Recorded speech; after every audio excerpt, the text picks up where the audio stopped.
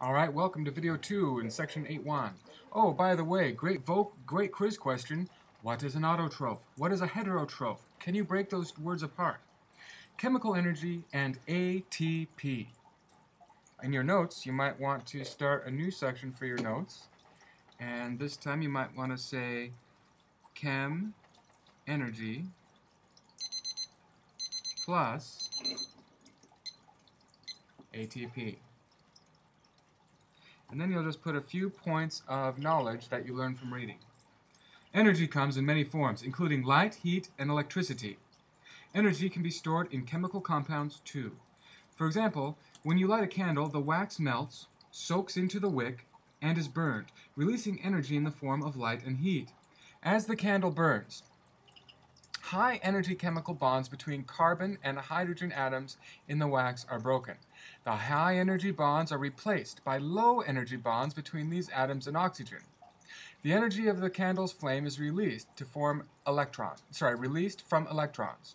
When the electrons in those bonds are shifted from higher energy levels to lower energy levels, extra energy is released as heat and light. We'll learn more about that in chemistry. Living things use chemical fuels as well. One of the principal chemical compounds that cells use to store and release energy is adenosine triphosphate. Alright, that looks like a vocab word. Abbreviated ATP. As figure 8-2 shows, ATP consists of adenosine, a 5-carbon sugar called ribose, and a 3-phosphate groups. Okay, so here we go. Adenosine is right here. Ribose is a sugar. Do you see the OS, O-S-E? Does that sound familiar? Like glucose and fructose and galactose? The os means sugar. And 3-phosphate groups. 1, 2, 3. Okay, that is ATP. Adenosine tri means 3-phosphate. Adenosine triphosphate. Those 3-phosphate groups are the key to ATP's ability to store and release energy. Storing energy. Adenosine diphosphate, whoa, that is not the same as adenosine triphosphate. Di means 2 is a compound that looks almost like ATP, except that it has 2 phosphate groups instead of 3. This difference is the key in the way which living things store energy. When a cell has energy available, it can store small amounts of it by adding a phosphate group to ADP molecules, producing ATP, as shown in figure 8-3. In a way, ATP is like a fully charged battery, ready to power the machinery of a cell.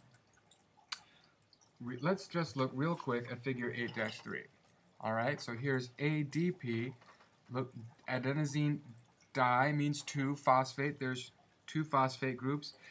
The cell takes another phosphate plus energy and makes ATP. It's like a battery, or you can think of it like a spring. This is a spring that's loose, and this is a spring that's pushed together. Yeah, okay. Let's go back. Releasing energy. How is the energy that is stored in ATP released? Simply by breaking the chemical bond between the 2nd and 3rd phosphates. Energy is released. Because a cell can subtract that 3rd phosphate group, it can release energy as needed. ATP has enough energy to power a variety of cellular activities, including active transport across cell membranes. Remember that from last chapter? Active transport, which means basically pumping things into the cell. Check it out. If you couldn't pump things into your cells, you could do nothing. You couldn't think, you couldn't move, you couldn't breathe, you couldn't anything. That's what happened. That's what the body's all about, moving things over, back and forth across that membrane. Yeah. All right. The characteristics of ATP make it exceptionally useful as the basic energy source of a cell. All right. What's the difference between ATP and ADP? Whoa, that looks like a great quiz question.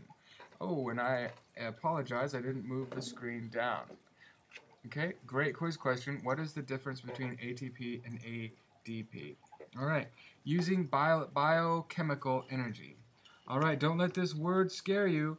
Using bio means life, chemical means, bio means life, chemical means chemical, energy. So the chemicals in life. One way cells use the energy provided by ATP is to carry out active transport. Many cell membranes contain a sodium-potassium pump. A membrane protein that pumps sodium ions, sodium, out of the cell and potassium ions, potassium, into it, K+. ATP provides the energy that keeps this pump working, maintaining a carefully regulated balance of ions on both sides of the cell membrane. ATP produces movement too, providing the energy for motor proteins that move organelles throughout the cell. Why don't you just pump your fist right now? Oh yeah. Pumping the fist. Millions, billions, trillions of ATP molecules are being released every pump. ATP, the battery of the cell. Okay, please go to the next video and check.